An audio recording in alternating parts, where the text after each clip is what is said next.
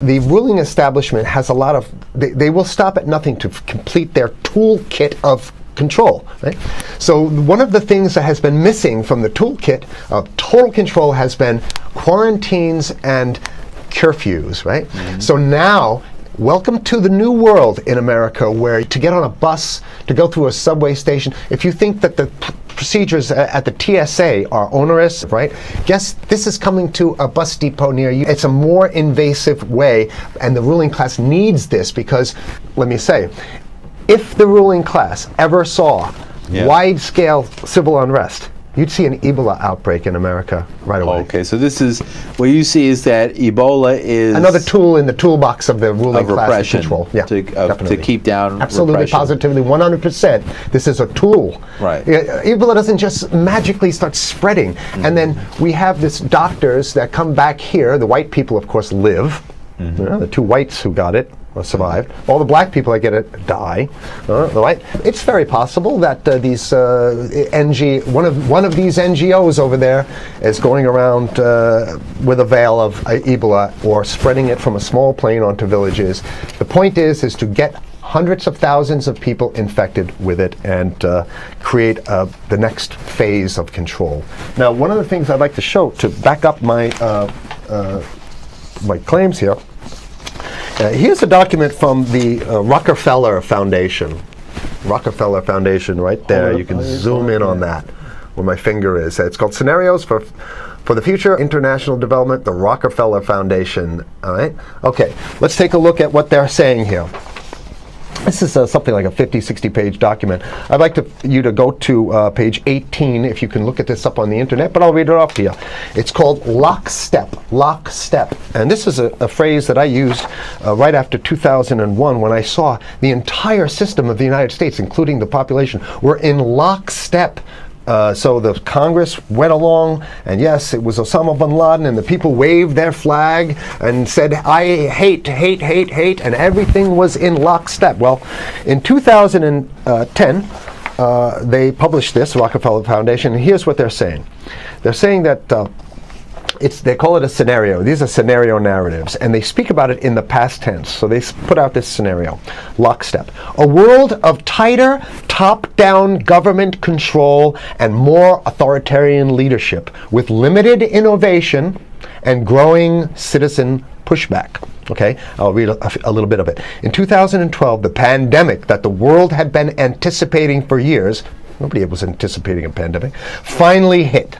Unlike 2009's H1N1, this new influenza strain originating from wild geese, they use some scenario, but this is Ebola they're talking about. Ahead. Even the most pandemic-prepared nations were quickly overwhelmed when the virus streaked around the world, infecting nearly 20% of the global population and killing 8 million in just 7 months, the majority of them healthy young adults.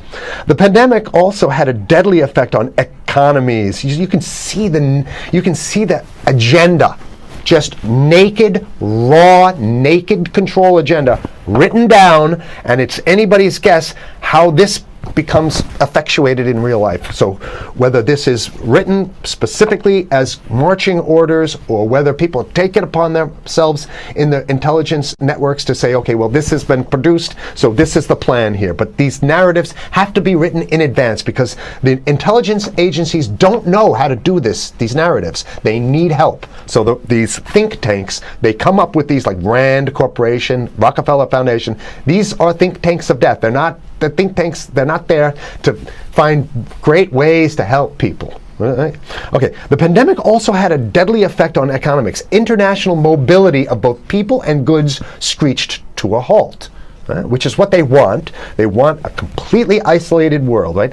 Debilitating industries like tourism and breaking global supply chains. Well, of course they want tourism stopped because they're not in the tourism business, and they want you at home in your house in front of the TV. Then they got you because once you watch the TV, they own your soul. Even locally. Wait a second, we're on television. I mean commercial television, let's say. national.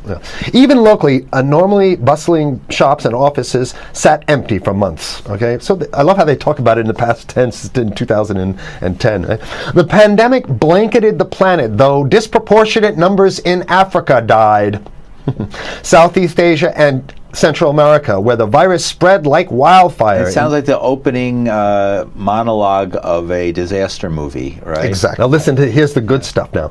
But even in developed countries, containment was a challenge. Now here's this one. I love this one. The United States' initial policy of strongly discouraging, in quotation marks, strongly discouraging citizens from flying proved deadly in its leniency. So they're saying, that... No, keep going. Okay, Read it. proved deadly in its leniency. So they should have been tougher, right? Accelerating the spread of the virus, not just within the United States, but across borders. However, a few countries did fare better. China in particular. The Chinese government's quick imposition and enforcement of mandatory quarantine for all citizens, as well as its instant and near hermetic sealing off of all borders, saved millions of lives, stopping the spread of virus far earlier than in other countries. So the message is here is we have to look towards the Chinese, the oppressive totalitarian Chinese regime as an example of what we need to be doing here. And of course, the ruling class here loves the Chinese regime because they have demonstrated to the ruling class the most efficient form of capitalism, which is authoritarian capitalism. So we have capitalism, but unfortunately we have this veil. I get it. We have this veil of democracy. This is very interesting. This is continue on. Okay. China's government was not the only one that took extreme measures to protect its citizens from risk and exposure. During the pandemic, national leaders around the world flexed their muscles, flexed their authority, and imposed airtight rules and restrictions. You can see the agenda. Okay, go. Okay. From the mandatory wearing of face masks to body temperature checks at the entries to communal spaces like that's what's happening right now. Yeah, but soon it's going to be like body. It'll be at the subway. Yeah, well, is that what you're saying? We'll be going through this in the subway to get on the buses and the subway, absolutely, things positively. like that. And what this means though is don't think about having a cigarette, a joint on you, or I mean, basically you can't. This is a dragnet for everything. So if in order for you in other words, just like with stop and frisk, this is ultimate stop and frisk. This is the ultimate cavity stop and frisk, cavity search kind of thing. All right, so during the pandemic, national leaders around the world flexed their authority. Now there's some good stuff. Listen to this. And even supermarkets, they want body checks at supermarkets. Okay, so basically what they're saying is they're building a system where every move you make, you got to go through them. You can't get food. Well, how about if you go to the farmer's market? Right. Here's the good stuff now. I mean, it just keeps getting better. Even after the pandemic faded, this more authoritarian control and oversight of citizens and their activities stuck. And even intensified. That's the whole point. So they're going to get rid of... Didn't that happen already with 9/11? Of course. 9/11 was how many, 14 years ago? And we still have all these draconian rules. So they're going to put the body cavity USA searches Patriot and all that. That's right. So in order to get to a supermarket, you got to have a body cavity search. And then when there's no more Ebola, well, you know what? We kind of like this way because we have an complete infrastructure of a control grid. In order to protect themselves from the spread of increasingly global problems, from pandemics and national terrorism to environmental crisis and rising poverty, leaders around the world took a firmer grip on power. Well, what the hell would rising poverty have anything to do with imposing strict citizen controls with face masks? Right? So they're very sloppy stuff here.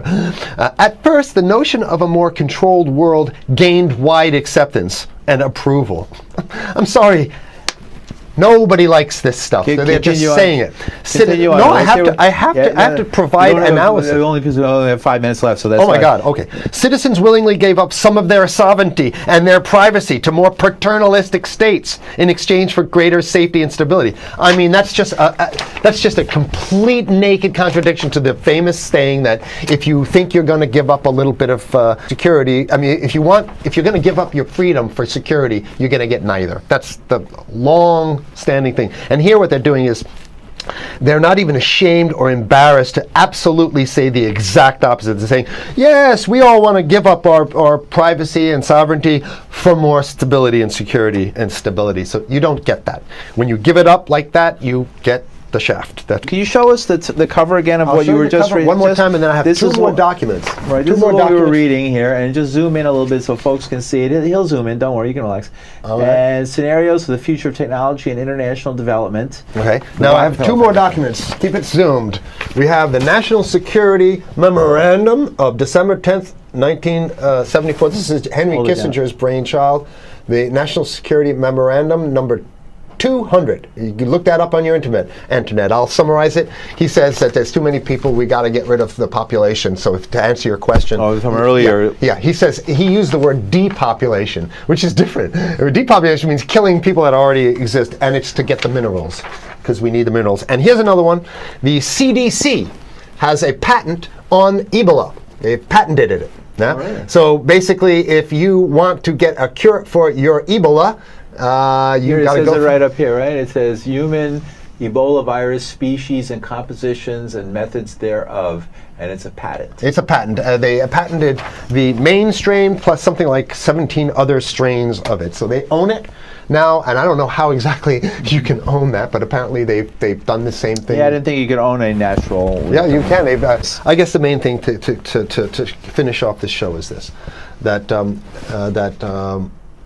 they want to get more control, more and it's going to be curfews and quarantines. So what I'm saying is that unless the American people start to get some new way to revolt, a new way to organize, new way to protest, unless we can break through the apathy, because that's what we have here, then it's going to be a slave state here. The ruling class doesn't seem to have too much resistance. They're getting everything on their Christmas shopping list, and they've been wanting quarantines and curfews for a long time. Now they got it.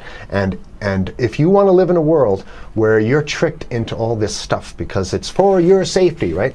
And if you want to have a probe and make sure you got to check your pockets, make sure you don't have anything incriminating on you before you go out, and when you step out of your house, you want some police there to monitor and see what you're doing. If that's the world you want to live in, be apathetic, don't do anything. You're going to get that world very soon. It's coming your way, definitely. Mm-hmm. Yeah. So what should people do? What's the hope? You have 30 seconds. To wake up, learn about it, and go fight these bastards in Washington. They're easy to beat. If we can just organize, we can beat them. It's simple. They're weak, and there's so few of them.